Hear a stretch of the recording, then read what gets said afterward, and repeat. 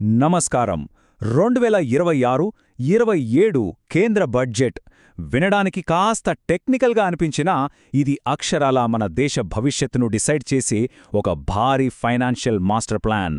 మరి ఈ డాక్యుమెంట్స్ వెనుకున్న అసలు కథేంటో, మన ఎకనామీ ఎటువైపు వెళ్తోందో ఇప్పుడు చాలా సింపుల్గా, డీటెయిల్డ్గా అనలైజ్ చేద్దాం. రండి. సరే, ముందుగా అసలు విషయంలోకి వెళ్దాం. పార్లమెంట్లో ప్రవేశపెట్టిన ఈ బడ్జెట్ కేవలం కొన్ని అంకెల గారాడి అస్సలు కాదు. రాబోయే రోజుల్లో మన దేశం ఎలా ఉండబోతోంది అని చెప్పే ఒక చాలా క్లియర్ విజన్ ఇది. ఇంత పెద్ద డాక్యుమెంటును ఈజీగా అర్థం చేసుకోవడానికి మనమొక 6 కీలకమైన పిల్లర్స్ మీద ఫోకస్ చేద్దాం. Viksit Bharat vision, macro economic blueprint, ఆ తర్వాత 3 ముఖ్యమైన కర్తవ్యాలు. అవేంటంటే ఆర్థిక వృద్ధి, హ్యూమన్ క్యాపిటల్ మరియు ఇంక్లూజివ్ డెవలప్మెంట్, ఫైనల్గా ఆర్థిక మార్కెట్ సంస్కరణలు. ఇది మన ప్లాన్. మొదటి భాగం, the vision for Viksit Bharat. అసలే బడ్జెట్ మొత్తం దేనిమీద బేస్ అయిందో తెలుసా? ఒకే ఒక్క పదం, సంకల్పం. అవును, సబ్కా సాథ్ సబ్కా వికాస్ అనే విజన్తో ముఖ్యంగా అట్టడుగు వర్గాలను పైకి తీసుకురావాలనేదే ఇక్కడి మెయిన్ థీమ్. అంటే కేవలం మాటలు చెప్పడం కాదు, యాక్షన్ చేసి చూపించడం అన్నమాట. ఈ మొత్తం బడ్జెట్ ఫిలాసఫీని ఒక్క మాటలో చెప్పాలంటే ఆశయాలను విజయాలుగా, సామర్థ్యాన్ని అద్భుతమైన పనితీరుగా మార్చడం. వినడానికి చాలా పవర్ఫుల్గా ఉంది కదూ? డెవలప్డ్ ఇండియాగా మారాలనే మన జర్నీకి ఇదే అసలైన మూలమంత్రం. సరే, ఇక రెండవ సెక్షన్కి వెళ్దాం, the macro economic blue print.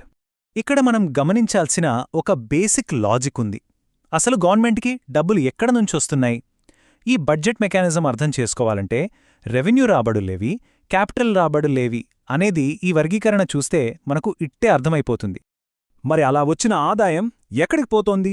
Simple, రోజువారీ ప్రభుత్వ నిర్వహణకయ్యే ఖర్చు రెవెన్యూ వ్యయం కిందకొస్తే, భవిష్యత్తు కోసం మనం క్రియేట్ చేసే రోడ్లు, బ్రిడ్జులు లాంటి దీర్ఘకాలిక ఆస్తుల సృష్టి అంతా క్యాపిటల్ వ్యయం కిందకొస్తుంది. ఈ రెండిటి మధ్య ఉన్న క్లియర్ డిఫరెన్స్ ఇక్కడ మనం చూడొచ్చు.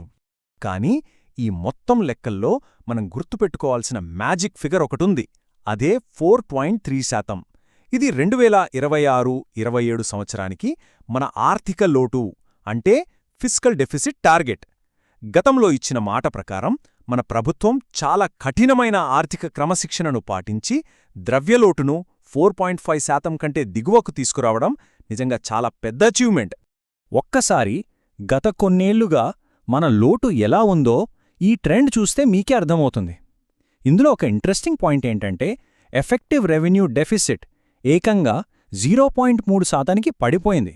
అంటే దానర్థమేంటి?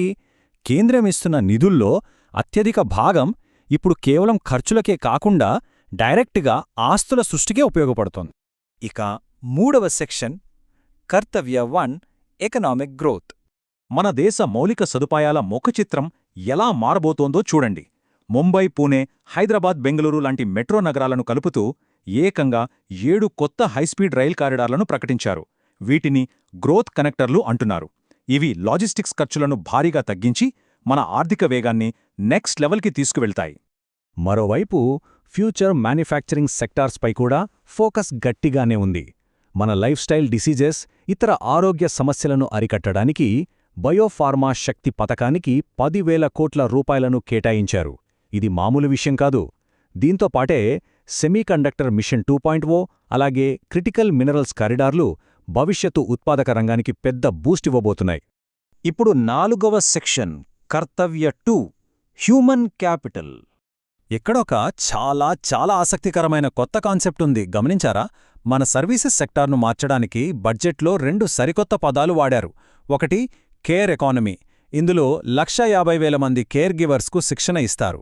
రెండవది ఆరెంజ్ ఎకానమీ, దీని కింద ఏకంగా 15,000 పాఠశాలల్లో కంటెంట్ క్రియేటర్ ల్యాబ్లను ఏర్పాటు చేయనున్నారు. భవిష్యత్తంతా క్రియేటర్లదే అనడానికి ఇదే బెస్ట్ ఎగ్జాంపుల్.